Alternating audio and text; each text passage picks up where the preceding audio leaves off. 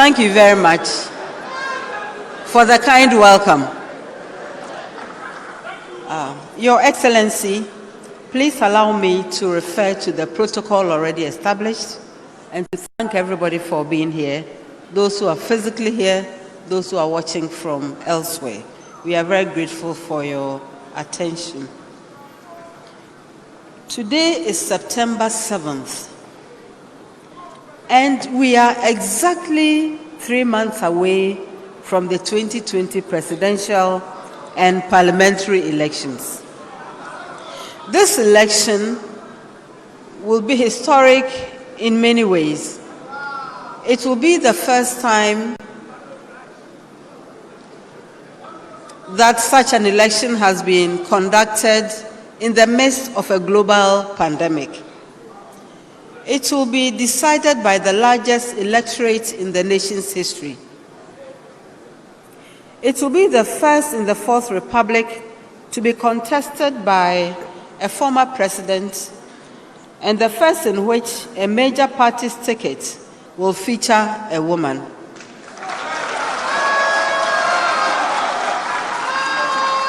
But the moment also brings with it another more important, more urgent historical milestone, and that should guide our priorities as a people and shape the focus of our government in the years to come.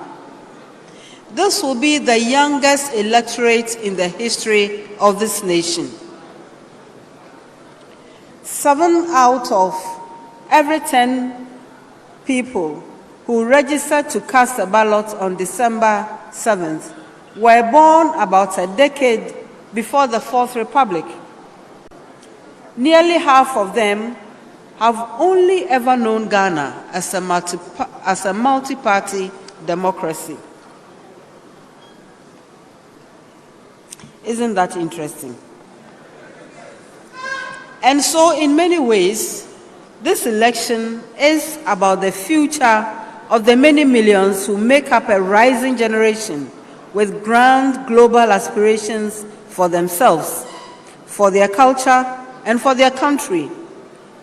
It is their ambitions, their energies, and their self-belief that will write the next chapters in Ghana's history. The future of this nation, its fortunes, and its very fate hinges on their ability to attain their fullest potential.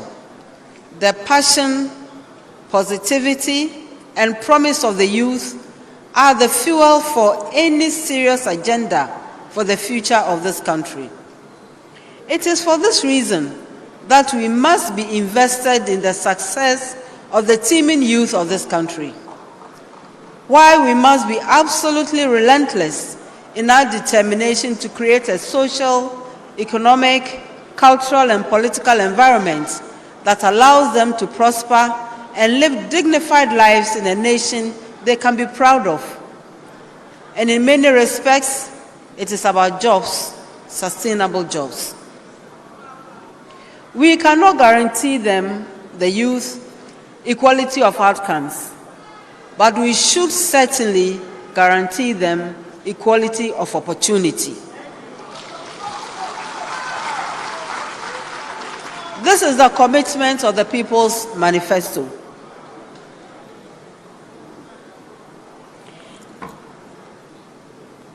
The reason why we were not swayed by the criticism that by going to the people, and the people, the list includes the chiefs, the artisans, students, farmers, traders, teachers, market women, professionals, and so on, and inviting them to be active participants in policies that will affect their own lives meant that the NDC lacked ideas. Distinguished ladies and gentlemen, do allow me to state that any plan that excludes the agency of the recipient is at best an alienating effort. As a party that respects people regardless, our manifesto must perforce carry the voices and hopes of our people, who will eventually own the outcomes. The easiest process would have been to lock a few people in a room for a couple of weeks, backed by consultants who have no clues, who sometimes have no clue as to the concrete reality of the life of the people of our country, and then call the outcome a manifesto for Ghana. At the core of the consensus expressed was human development. And distinguished ladies and gentlemen, the economy is about human development, no more, no less. It is about building a strong, well-educated, healthy country that protects the vulnerable, creates and sustains spaces for the aspirations of everyone to develop to their full potential, and rightly so. For Ghana can only rise to the challenges and opportunities of the 21st century if we face it with the full complement of our ingenuity and talent. And we can only do it if we eliminate the barriers of gender, geography, poverty that exclude so many people from reaching their potential. This, my friends and countrymen, is the work of the next 4 years and a prerequisite for the future that lies beyond. We owe it to our youth, especially to their determination to succeed, their ambitions, unlimited energies, and intellectual prowess that one finds everywhere in our country, to help raise their levels of confidence to believe that they can overcome their general current cynicism and pervading frustration and become hopeful. And we know that the disappointments and disillusionment of the last few years means we must proffer concrete plans and not just promises. We will not offer our youth charity. We will collectively work towards making them truly independent. This explains everybody's involvement in crafting this manifesto, especially the voices of our youth. This is the commitment of the People's Manifesto to the youth of Ghana. The manifesto highlights. Please permit me to share the highlights of the wishes of the people, of our people, in these critical areas, beginning with education. The underlying principles reside in the conviction that every Ghanaian, regardless, deserves quality, relevant education with a thrust towards inclusive education, lifelong learning that admits varying skills and competencies. We don't all have to do the same thing. We have a plan for education. The next NDC government will commence the Next Generation Education Initiative. This is a program that will enable the Ghana Education Service to provide basic and senior high school students access to interactive remote learning. This investment, and actually we started that in our previous term with the iCampus Ghana and the iBox. This investment in the future will enhance the availability of digital learning resources for schools by integrating technology into the learning environment, ensuring universal internet access to these institutions, and providing students and teachers with devices. We intend to bring our education system into the 21st century. These tools and technologies will facilitate digital teaching and learning and keep teachers and students connected in and out of the classroom. Most importantly, it will improve the quality of education. It will encourage intellectual curiosity, and it will help us close the inequalities in our education system. We have every plan and desire to make the free SHS much better by ensuring that its numerous challenges are addressed and that higher operational and academic standards are introduced and sustained. To do this, We will abolish the double track system. And as His Excellency has already said, we will complete all abandoned structures for secondary and technical education. This includes the score of E-blocks abandoned by this government for no justifiable reason. These measures will allow us to cater for current and future students. And we plan to make the free SHS more inclusive by expanding it to cover students in private senior high schools in underserved and deprived parts of our country. I had a singular privilege of leading one of Ghana's premier universities, and I have seen close up the challenges that tertiary students face, and of course those of their families and their friends too. And this informs our agenda for the nation's universities and their students. First, please let me reiterate that we are unequivocally and unashamedly opposed to the Public University Bill. It is a weak attempt to introduce political control over our universities and to erode academic freedom and institutional autonomy. We stand with the faculty and leadership of our public universities in opposing this grotesque overreach. We know how COVID-19 has impacted an already weak economy and personal finances, and we must not let this become another barrier to opportunity. That is why the next NDC administration will absorb 50% of fees for tertiary students for the 2020-2021 academic year as an incentive to mitigate the effects of COVID-19 on students and their families.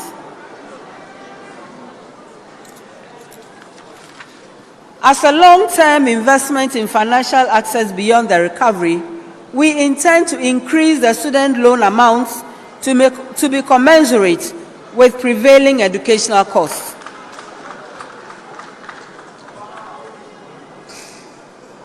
We will restore the Student Loan Plus initiative that we created, which takes care of newly admitted students who are facing financial difficulty even in paying the admission fees. These loan repayments will only begin when beneficiaries gain employment after school. We also recognize that many inequities that virtual learning during this pandemic has laid bare. So we will provide free laptops to tertiary students to facilitate participation in online classes. We will also establish free Wi-Fi zones in all public and private tertiary institutions.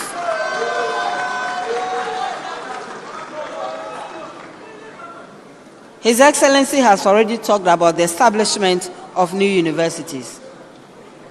Our commitment to increasing access to education is at the heart of our free TVET policy. It is a plan to provide the free technical and vocational education at the secondary and tertiary levels.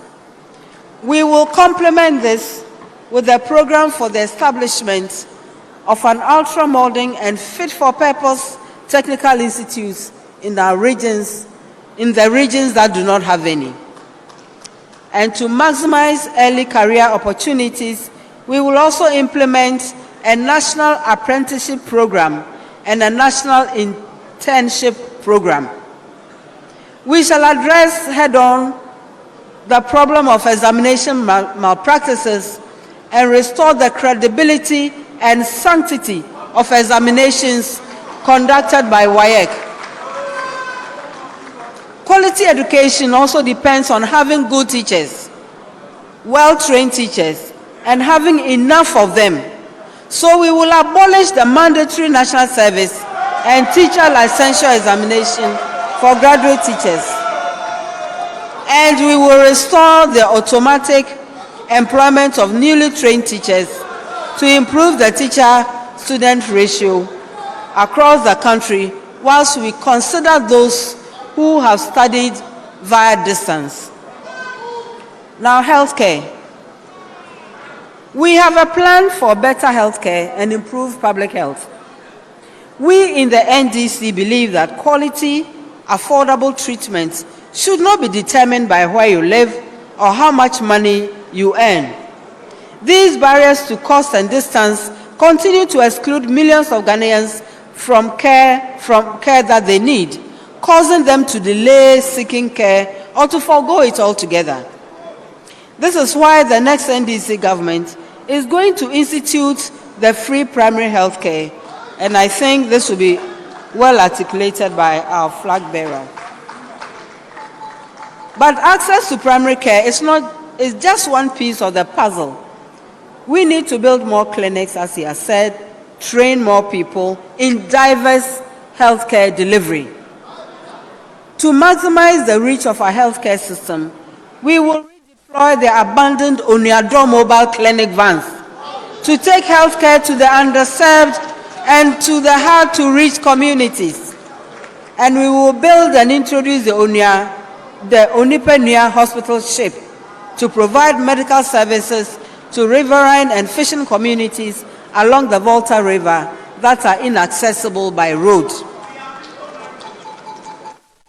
Chronic illnesses are killing more and more Ghanaians, and they are killing them younger and younger. And it is adding insult to injury when healthcare costs make it difficult for them to get the treatments and medication they need to stay alive. So we will establish a cancer and kidney trust fund to support Ghanaians who need assistance for such conditions.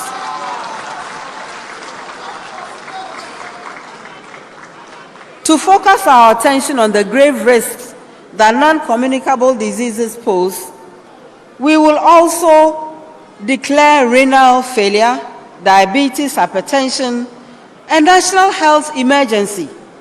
This will allow for an unprecedented investment towards providing better access to affordable treatment for persons suffering from these illnesses and who cannot afford to pay for them.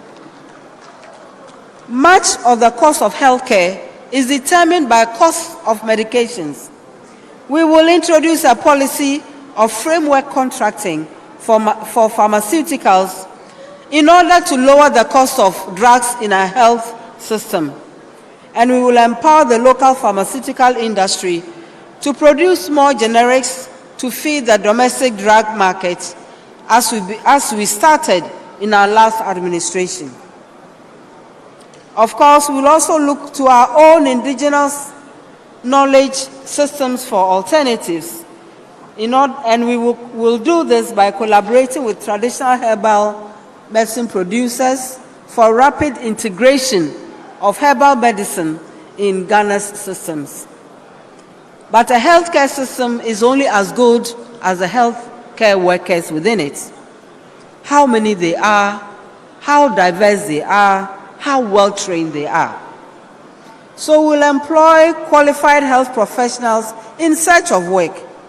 We will train more personnel in domiciliary and palliative care to address the health care of the elderly and the sick.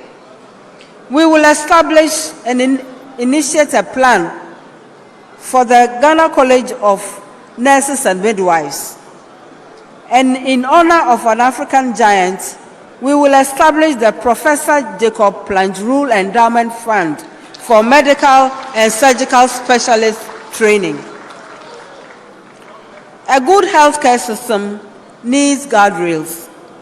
We are at our most vulnerable when we are in need of care and must be able to trust healthcare workers to act professionally, to keep us safe, and to respect our dignity.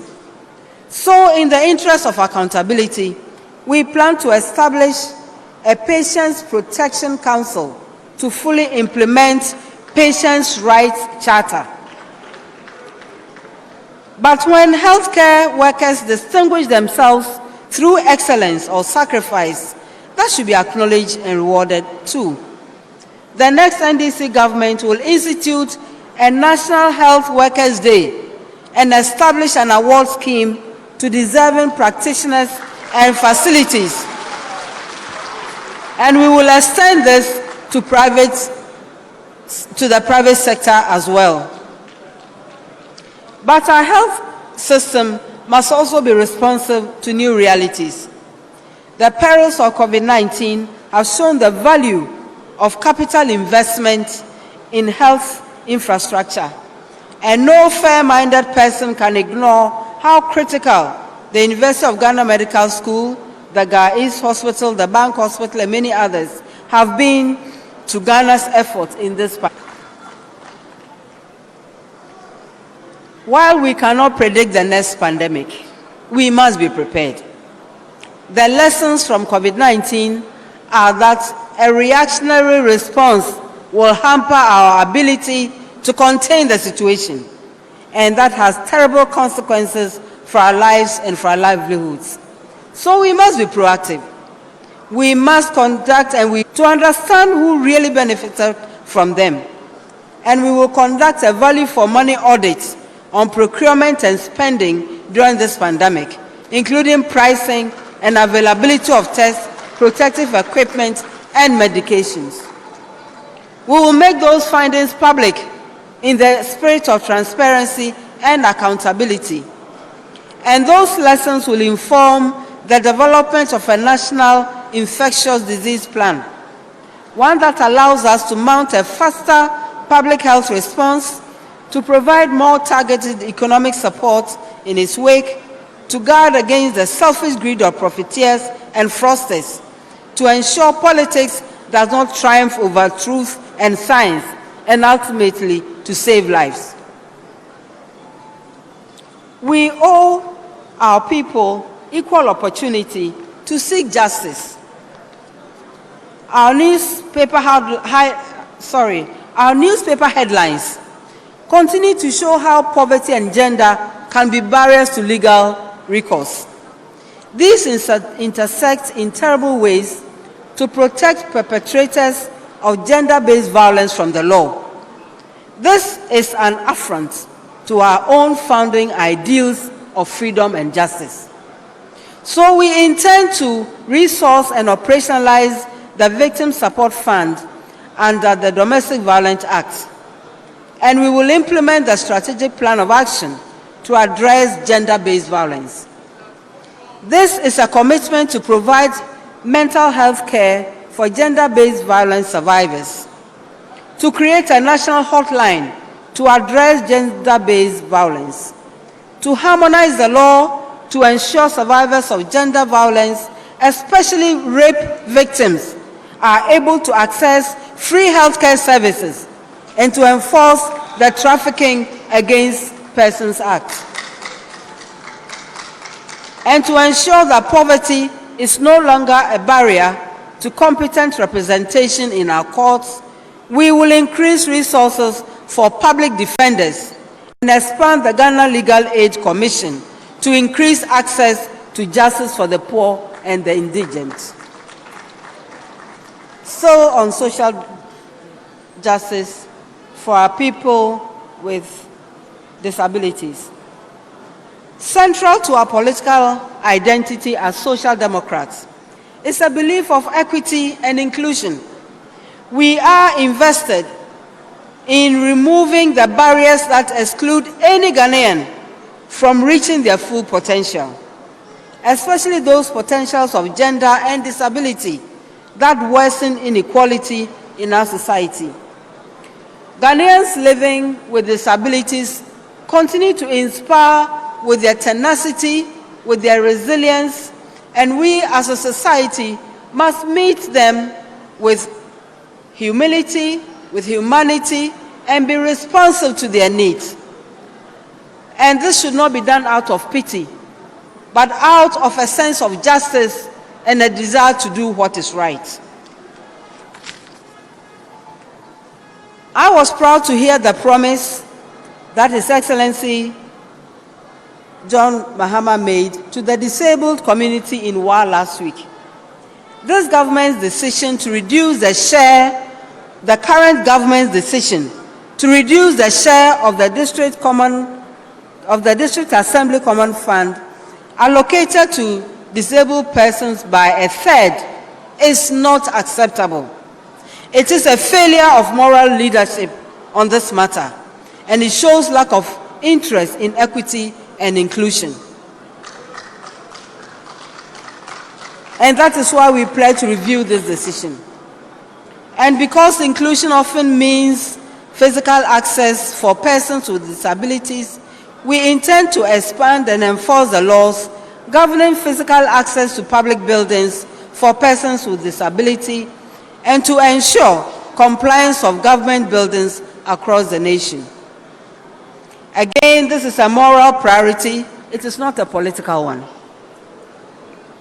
Our commitment to social justice extends to gender. I'm living proof of it. But as I said a few weeks ago, the measure of a person's character is how you extend privilege to others. I believe that by holding the doors open and making many more women have opportunity to participate in nation building, we will receive other ideas, fresh perspectives that will bring to our nation's development, and that will also save our lives and guarantee the lifeblood of progress. Empowering more women will make our politics and governance more dynamic, more vibrant, more responsive, more inclusive. And in this hour of crisis, Ghana has never needed that freshness, energy, and optimism more than she does right now. Those of us as gatekeepers must recognize this. We must embrace it. We must facilitate others coming through the door. Therefore, the commitment to increase the participation of women in governance is not an idle one. We will focus that effort on the youth so that government of this country better reflects its gender and age demographics.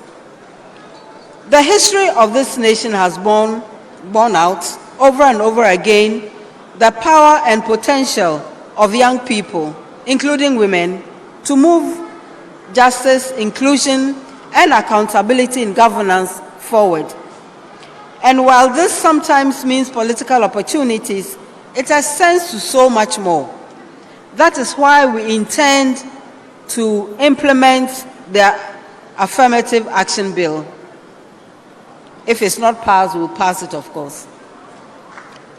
This is a first step in the direction of justice for Ghanaian women and our centuries of contributions to this nation and the peoples that comprise it. But women face other challenges, many as 5 days of school every month, simply because they cannot afford sanitary pads. This is unacceptable and it is unfair. So we will provide free sanitary pads for girls to ensure that a perfectly natural, perfectly normal part of their lives functioning does not become a barrier to education and a better life. So we will focus on girls under 20 who are in school.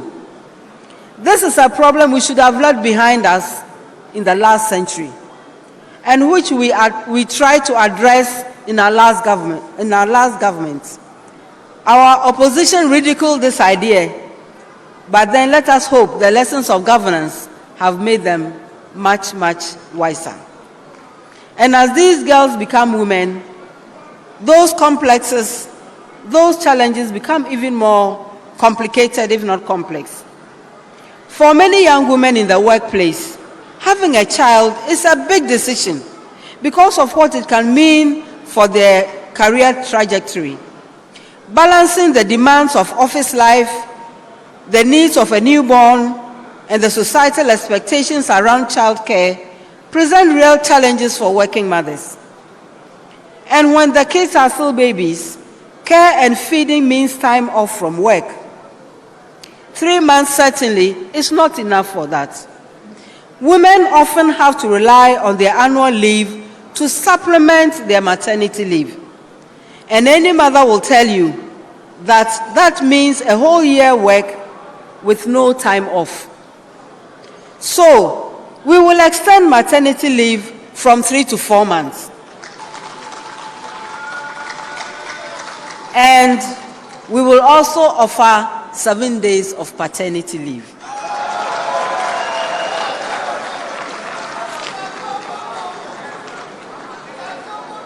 Childcare itself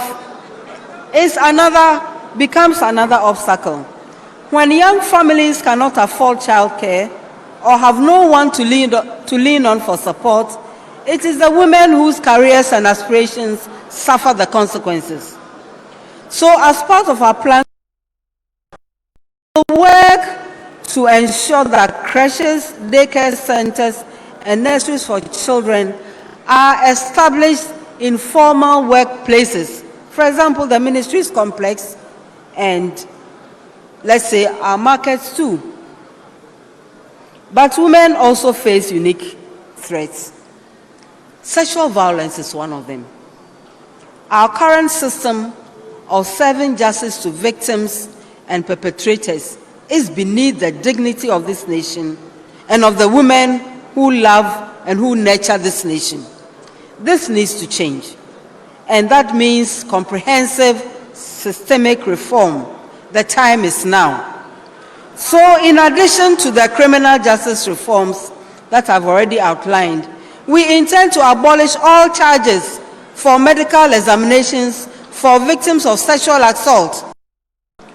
This incentive for many women, and it is also only more so the poorer they are. This is morally unacceptable, and there's no justice in that. I want women of this country to know that these commitments we make for you today are also personal for me. I intend to see them done.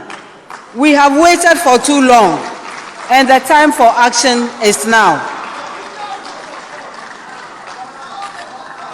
We in the NDC believe that another measure of our national character is in how the most vulnerable are treated. We have a long way to go on this path, but we have a plan for that too.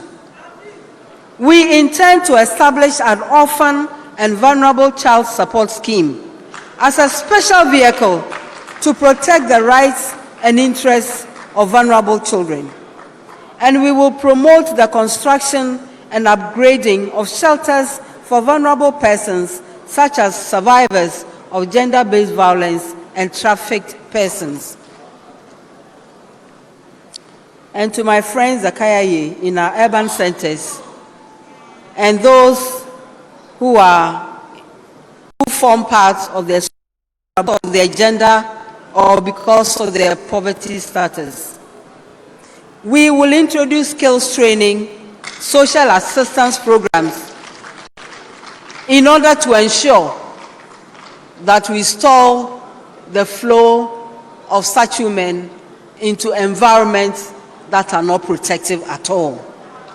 And recognizing the needs and challenges of aging in our time, we will also amend the National Health Insurance Act to reduce the age of eligibility for premium payment under the National Health Insurance Scheme from 70 to 65. To providing them with free tertiary education. Our senior citizens deserve our respect and compassion, public education, and to change the fortunes of the elderly and to bring the perpetrators to book. The next NDC government will support the Department of Social above 60 years, have priority access to social services, and we shall amend Section under the NHIS. The next NDC government will provide regular funding through the District Assembly Common Fund and resource the Islamic Education Unit under the Ghana Education. Two Islamic senior high schools in the southern and northern sectors for the Zongo communities and others. Support the only Islamic College of Education, which we teachers. We shall award scholarships to brilliant but needy students in these deprived communities. We also intend to provide mentorship programs and opportunities for the youth in these areas. Support Arabic teachers in the Makaranta with monthly allowances. Free technical and vocational education and training.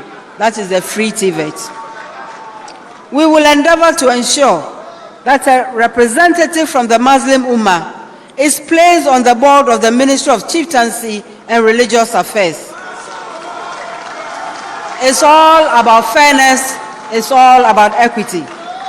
We shall liaise with some banks and other financial institutions to launch the Zongo Housing Scheme to provide support for affordable housing in the Zongos and deprived urban settlements.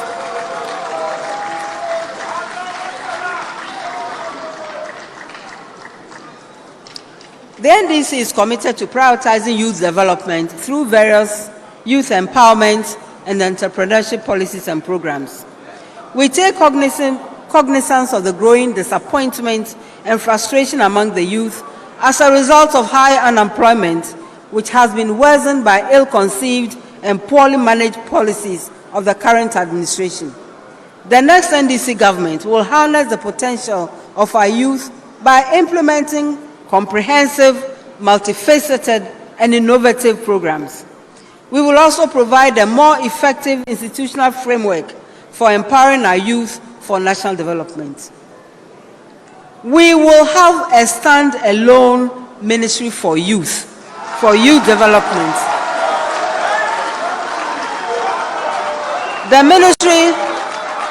Ministry for Youth Development will advance of comprehensive youth development policies and related agencies, address the multifaceted issues confronting the various categories of youth in the country, coordinate entrepreneurship and skills training opportunities for all young persons, especially vulnerable youth groups, facilitate youth participation in decision-making at all levels for national development, build the capacities of our youth and create more employment, decentralize the labor office. His Excellency has already talked about it. The 1 Million Coders program is an initiative that will be implemented through a public-private partnership to provide free training to about 1 million youth with knowledge and skills for coding and programming, web developing, apps developing, expand opportunities in the knowledge and ICT-based economy. In closing, I'll make a few comments. Our manifesto, the People's Manifesto, has been well thought out. What makes it credible is that we have a dependable track record to back it up.